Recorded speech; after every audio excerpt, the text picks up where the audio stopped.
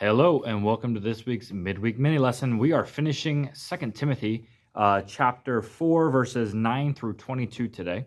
So here we go. It says, make every effort to come to me soon.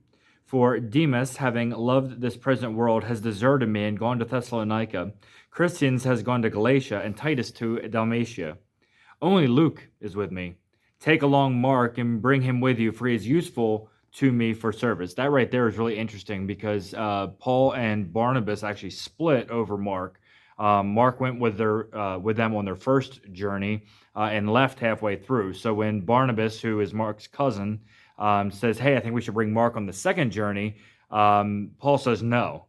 He had left us. We're not doing that. So Barnabas takes Mark and goes one direction, and Paul takes Silas and goes the other direction. So it's really interesting that Paul's asking for Mark specifically here. Verse 12, but I have set Tychicus to Ephesus. When you come, bring the overcoat which I left with Troas, with Carpus, and the books, especially the parchments. Alexander the coppersmith did me great harm. The Lord will repay him according to his deeds. Be on guard against him yourself too, for he vigorously opposed our teaching. At my first defense, no one supported me, but all deserted me. May it not be counted against them. But the Lord stood with me and strengthened me, so that through me the proclamation might be fully accomplished, and that all the Gentiles might hear that I was rescued out of the lion's mouth. The Lord will rescue me from every evil deed and will bring me to safety to his heavenly kingdom. To him be the glory forever and ever. Amen. Greet Priscilla and Aquila and the household of Onesiphorus.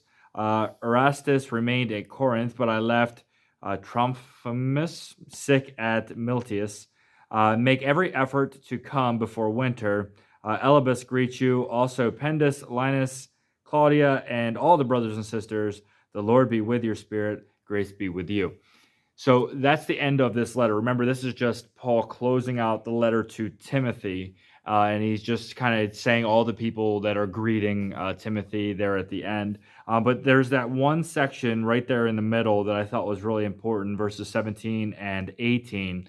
It says, but the Lord stood with me and strengthened me, so that through me the proclamation might be fully accomplished, and that all the Gentiles might hear.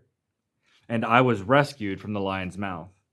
The Lord will rescue me from every evil deed and will bring me safely to his heavenly kingdom. To him be the glory forever and ever. He's saying, look, I all these things came against me. No one was with me, right? It actually says that right there. No one was with me, but God stood with me. The Lord stood with me and strengthened me, so that proclamation could be made to the Gentiles.